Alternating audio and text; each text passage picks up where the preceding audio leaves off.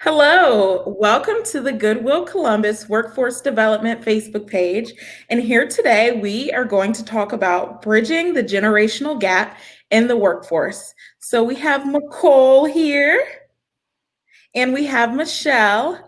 So if you guys want to just go ahead and tell the people a little bit about yourselves, what industry you work in, what your title is, and then what generation are you a part of?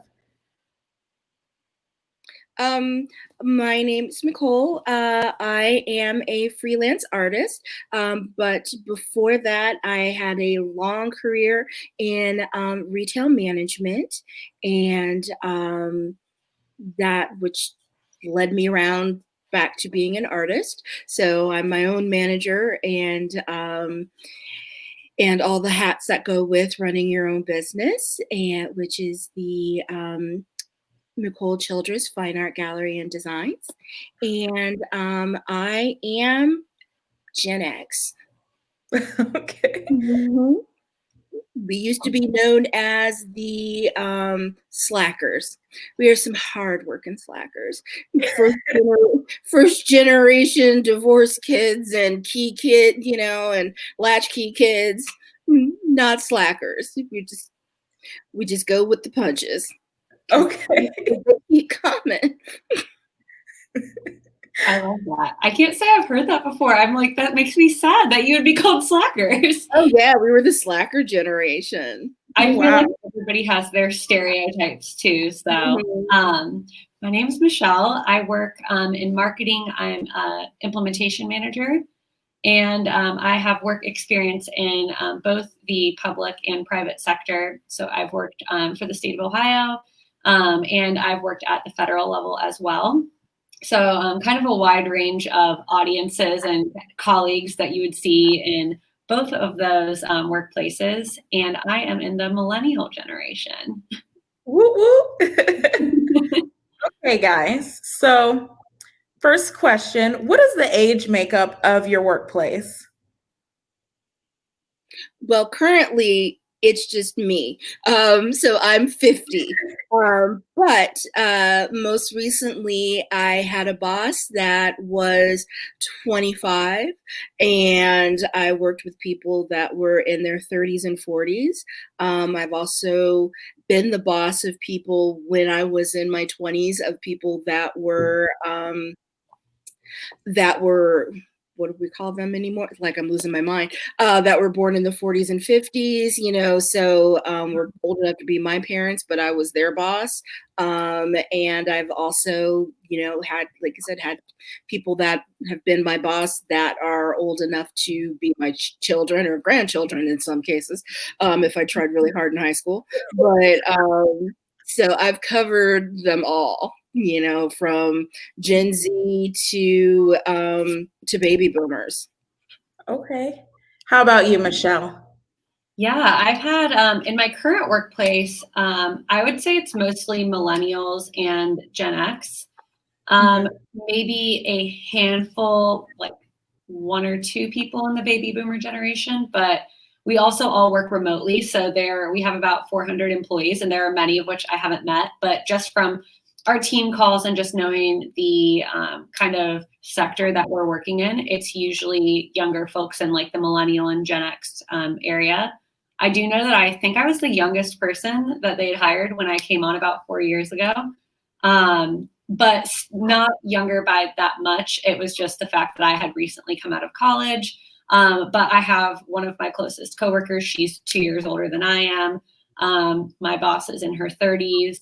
And our direct team that I work with every day, so the people that I'm, talking to the most, we're all in our 20s and 30s. So kind of a similar age range there. But I know when we've had new people on our team, since I've been here longer, I've trained people who are 10 or 15 years older than me. And I was, and then in previous work experiences, I've worked where I was telling Brandy before, I was the youngest person there by like 30 years, where my bosses and my colleagues had kids that were my age. So they kind of saw me as that whole age group, which I think kind of maybe created some like preconceived notions of our generation or maybe our work ethic there. But yeah, so I've kind of seen it all in that way. Mm-hmm. Thank you.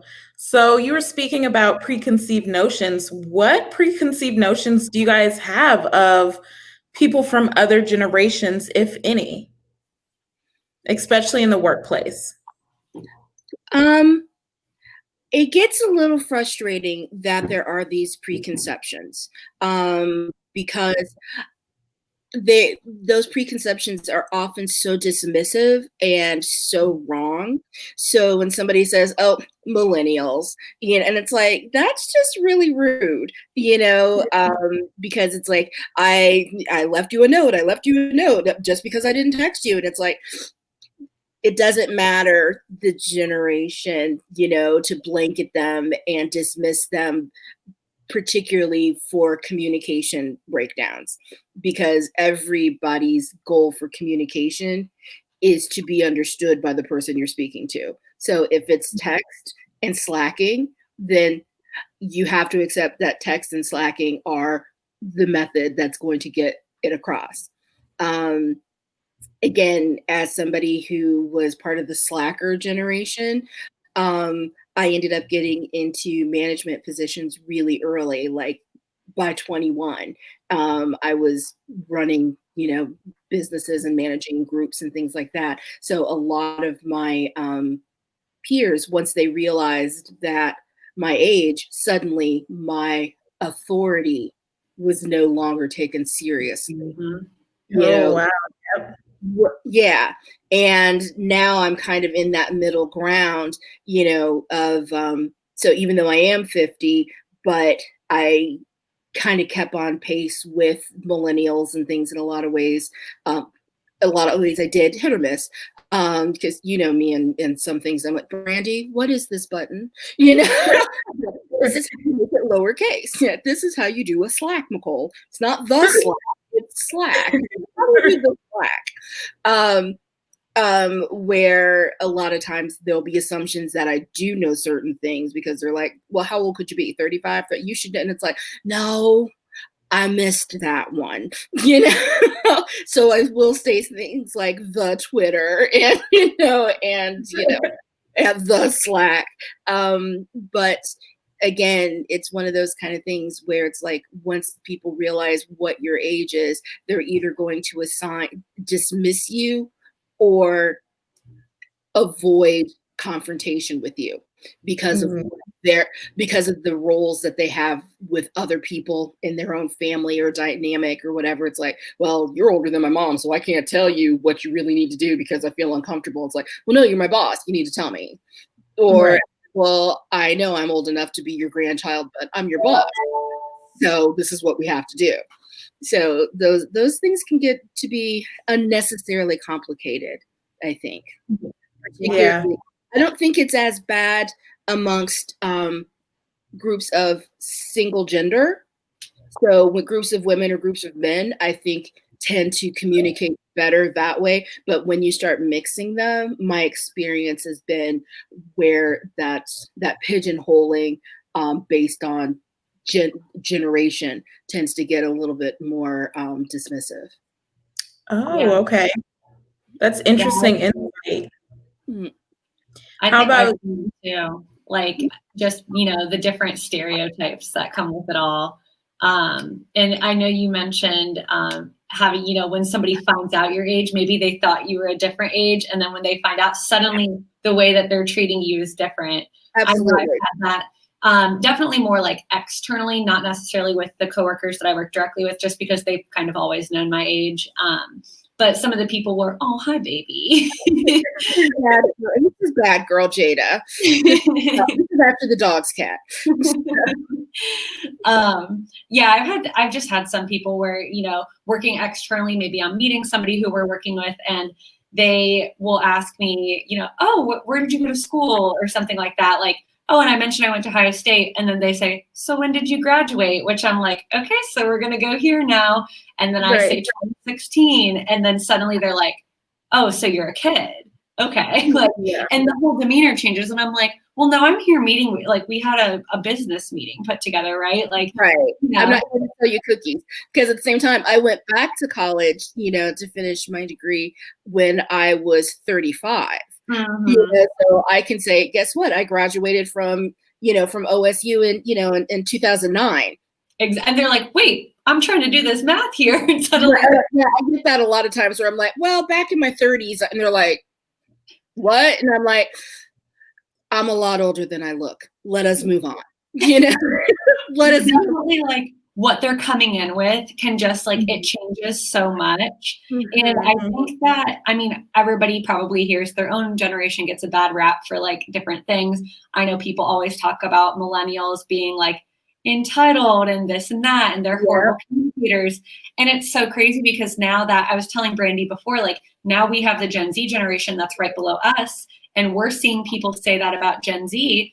I don't personally think that about a lot of the Gen Z kids that, I work with or that I've seen, obviously not at my own job, but just kids that I know. I think they're really hardworking. I think they're really communicative. So I don't ever want to be that like older generation that's looking down and being like, oh, those horrible kids, they don't know what they're doing. Right. And I've got to say, having gone back to, taking time off to go to grad school, this, that, and the other, and then come back in like, okay, I'm going to go to work. I am so grateful to millennials because they decided they're not taking the same crap that I took, as their parents were like, you know what, you want me here at this ridiculous time of morning? Well, then you better have breakfast. Okay. I'm like, yeah, I've got breakfast. They're like, you want me to stay this late? Well, you know what? You better make it comfortable. I'm going to need a laptop and I'm going to need a yoga ball. I'm like, what? Yeah. I'm like, they're like quality of life. If you want me invested, invest in me. Yeah. Whereas my generation was, please like me. I baked you cookies. Please like me. And we just we valued ourselves, more on how often we didn't get rejected versus demanding what we need. I'm bringing I'm bringing my best. So if you want to keep it, you better give me some snacks. I'm not paying for them. And I'm like, I love millennials. They have made the workplace so much more realistic and holistic and supportive. So much better than the nonsense and really the abuse that we have as older generations. Absolutely. So thanks. I love breakfast at work. It's snacks. I love coffee on tap. I love that stuff. And it's interesting you say that, Nicole, because I did get lots of feedback on like my social media channels regarding like the different generations and what's expected in the workplace. So I had some people like boomers and Gen Xers say, well, what are millennials bringing to the table? Like what tables that actually adjust height, that don't assume that you're a man. That's what they're bringing, adjustable tables. But and their viewpoint was, what can you bring to the company versus, what do you want and what, your priorities are? What can you do for the company? Right. Whereas I had other people on, like, say, Instagram, reach out to me and say, we find that people in older generations don't listen to us. They come to work with negative attitudes. So I think it's interesting that you mentioned that, Nicole. And has that been you guys' experiences, like, while working? Yes, mine is definitely Gen X and before and baby boomers you expect a combative place, expect to, that they're going to have to prove that they're worth, look what I'm bringing. You can't get rid of me. Whereas the younger ones are like, I'm really clear what I'm bringing. And if you want to keep it, because their generation is now, nobody's looking to retire from the one job. If you've been at a job more than 5 years, what's wrong with you? obviously you haven't learned anything, aren't interested in learning anything, and they don't even know you're there. They're like, what could they possibly be teaching you? What could you possibly be learning if you've been there for 5 years and you're not running the place? If you're not moving up, you need to be moving on. And millennials are really clear about, there's better pastures. Yeah, I think I love that culture change too. Like, and that's the thing is like, I think what you said is correct in that, like, yeah, millennials might not be out here trying to prove their worth. I do agree with that, but I see it as a positive point, kind of in the same way that Nicole was talking about. Like, it's in my mind when I think of that, like somebody doing that, it's because we know our worth, right? We're coming in and we're saying, you've seen what I provided. You asked to have an interview with me, didn't you? Like, you kind of know what I'm bringing to the table, and that there really isn't glory or anything to brag about in saying that I had to like fight tooth and nail to get to the top of the ladder. Like, it's the whole, like, I used to walk uphill both ways to school kind of thing that we always joke about. Like, I don't yeah, exactly. And there's nothing, I don't think there's anything glorious or heroic about like that kind of mindset to me personally, just because I think, like you said, there's better pastures. We deserve better. And I think that it's a good thing to be able to fight for that for your whole workplace, right?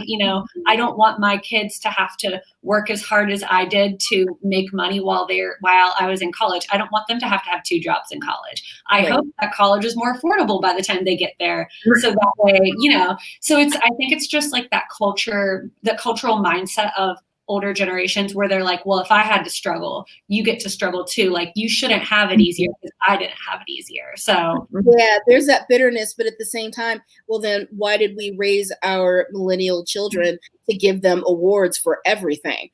Right. Here's an award. You came in. Here's an award, and it was a lot of that is to really solidify confidence. And guess what? Now you're working with a fully realized, confident human being. And it's not millennials' fault that they did that. Like, it's funny because people will be like, millennials are used to being rewarded for everything. And it's like, well, yeah, that was our parents that did that. We didn't. Right. We didn't ask for that. No, you didn't know to ask. You just gave it. So keep it coming. Yeah. So you guys feel like you had trouble connecting with other generations in your workplace? I know for me, in a couple of my previous work environments, I did have trouble connecting. But as we all know, like, being able to connect with your coworkers and form those relationships helps you down like a better career path, right? So did you guys have any difficulties, and how did you overcome those difficulties? Patience. Absolute. Asking for people to be patient with me and letting people know that I'm going to be patient with them. I really learned very early on in managing other people that if you don't create a safe space for people to make mistakes and learn from it, then you'll never get anywhere. Certainly not together. And once people trust you and they don't feel that their lack of knowledge or awareness of something isn't going to be held against them, and they're not going to be marginalized against that, they will really lean into learning for the sake of learning and give you all of that patience back. Because if you don't allow somebody to have a safe space to fail and learn from that, the only thing you're going to teach them to do is lie to you. And you will never have their trust, and you will never trust them, and you'll never really succeed. Yeah. If they tell you, I messed this up, and you're like, okay, the next time this happens, you'll know to try this instead. And they'll own the learning, and it's no point going back. Why did you do that? We can deconstruct that later. Let's show you how to recover from it. And that kind of patience goes from, like I said, I began with a lot of people that are a lot older than me, and they were really combative about the fact that I was their superior, and they didn't want to accept that. And so they were really combative to accepting learning and direction from me. And it wasn't about me. It was about their own insecurity, which comes with that generation, and then the ones that are younger, and it's like, okay, I'm going to need you to be patient with me. And as you explain to me your thought process, your, whatever, and I'm going to ask you questions. You're going to be part of this solution. So be patient with me and give people props and respect for what they're bringing to you. So it's patience and respect. Yeah, patience equals respect, in my opinion. Okay. I really like I'm that. going to move on Patience because I'm need to charge. Okay. So hold on, watch the wall, and keep talking, ladies. I do really love that theme of patience that Nicole mentioned. I think the first thing that came to mind for me also is patience, but empathy too. That kind of plays off of the examples that she described, like just being able to say, like, okay, I understand where you're coming from. And I know our generation as millennials, like, we're pretty tech savvy. Gen Z kids even make me sometimes feel like I'm not tech savvy because they just like know so much. But if you think about it, like, our generation is and Gen Z, they're like the first generations where like technology and like processes for getting things done have just evolved so quickly. Like, we grew up with computers. Like, I remember being on the computer when I was 5 years old, and I was like showing my parents how to use it. But then not like the Gen X generation, they didn't grow up with that kind of like rapid change. So computers were we had them at work, and it was the same program for everyone. Exactly. It was intranet, not internet. And we're like, how do you get on the internet? Yes, exactly. You had to dial up, it's totally different. It's just like having that empathy and thinking like, we are the first ones to have to like develop that quickly. We aren't good at the internet and like technology by any hard work of our own. It's literally just because we happened to grow up with it. Like, we happened to be good at it.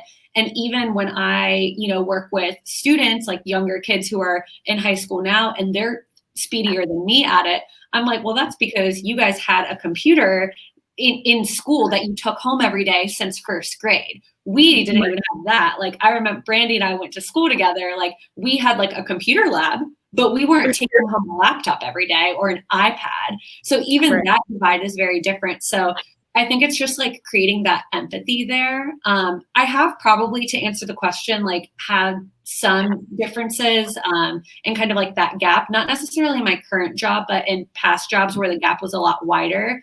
And I feel like the biggest thing was I felt like I had to prove myself, similar to what we've talked about before. Like, I always felt like I had to walk in there and be like, no, I'm like one of the good ones. Like, I'm one of the good ones, I promise, which is so sad because I feel like we're all good, right? Like, it's a hard thing to have to prove yourself, especially when you already know your worth, but you also like, you don't want to get fired for proving yourself and being like, I'm going to put my foot down. Like, I want to be considerate and I want to be respectful, but at the same time, it's kind of hurtful to have to go in and say, like, in past jobs that I've had where I'm like, hey, I need to show you how hard I can work and kind of like really bust my butt out there to even get an ounce of respect. And sometimes that can take like a really long time. It's not something that happens over a week or even a month, sometimes even a year. You have to go through like a whole cycle of like showing that you can do bare minimum.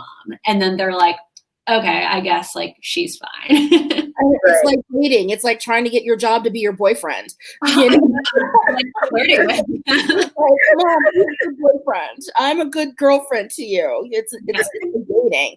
The first 90 days, it's like you're on probation. Let's see how this goes. They automatically are judgmental. Like, so yeah, empathy is the theme.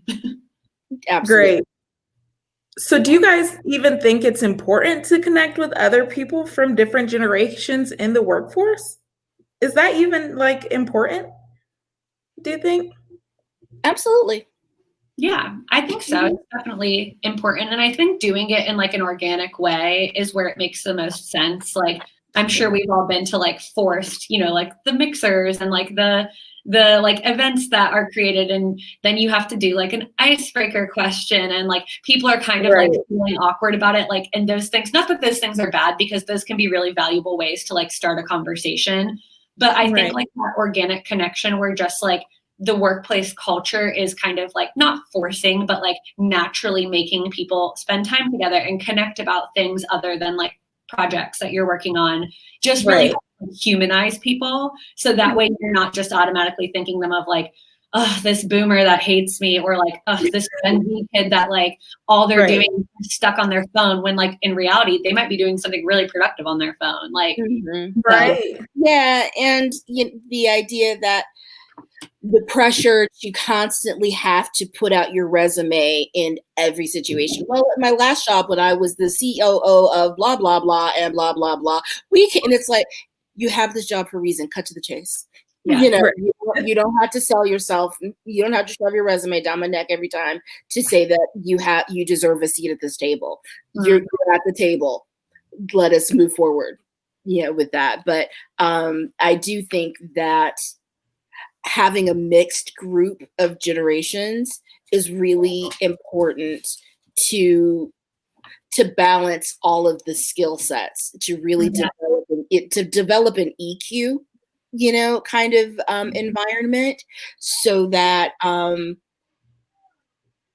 everybody, the ideal HR department is going to build a team that plays to their leaders' strengths and weaknesses.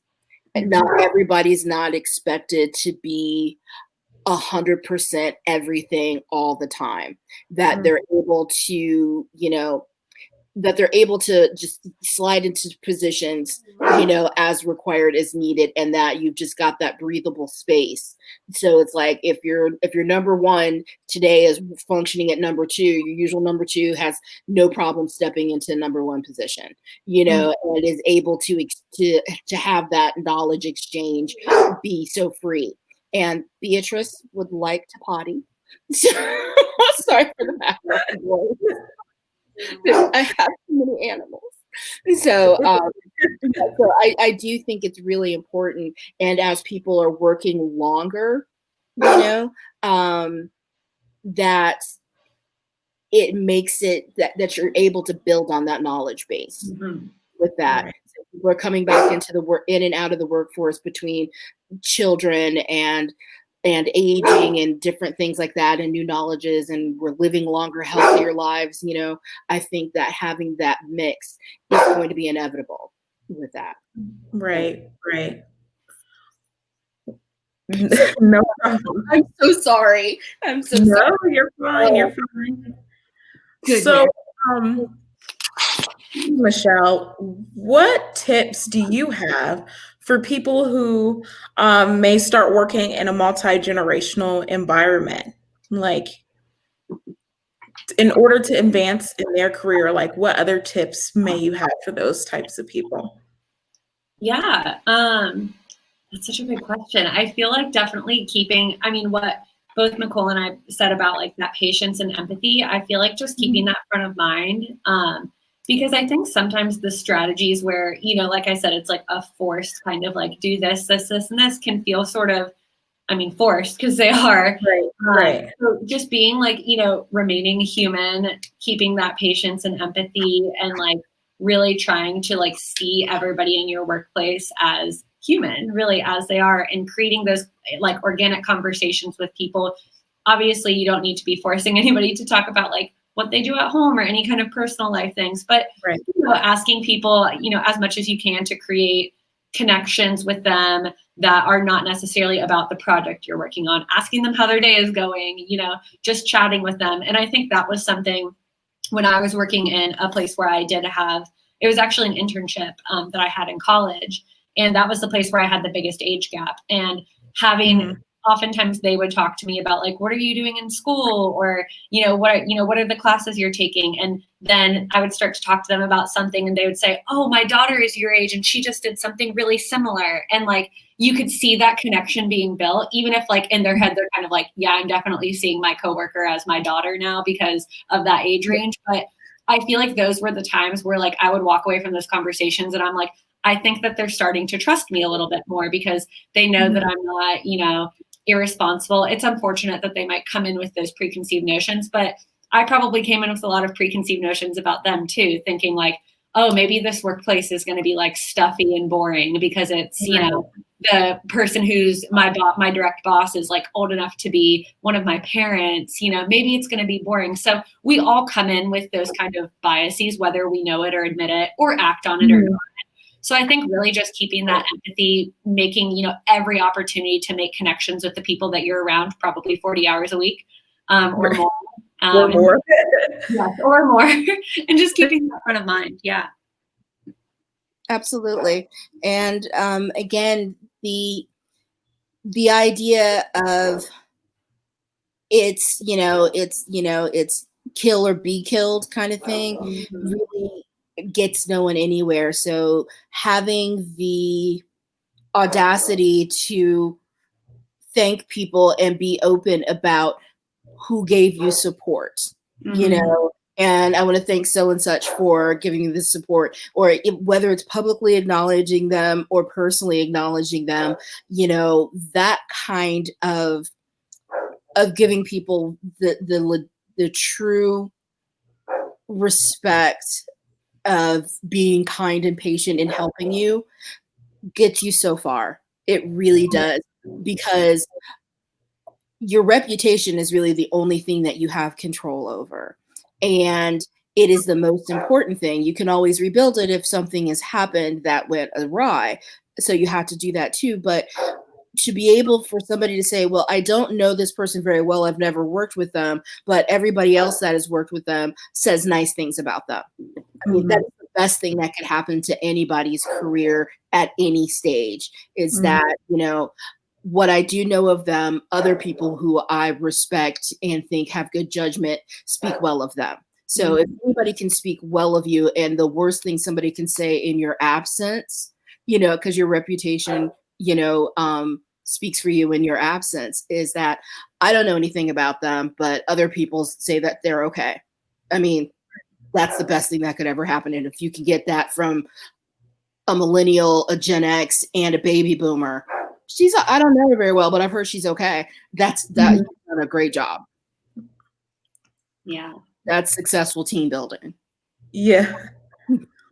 Well, guys, thank you so much for joining this StreamYard and being a part of this panel discussion. It's been great. You guys out there, if you have any questions, feel free to look at the banner and contact us on Facebook. We want to be here to help you get further in your career. We have career consultants on standby, ready to help you out. And thank you so much for watching. Have a wonderful day. Bye-bye. Thank you, Brandy.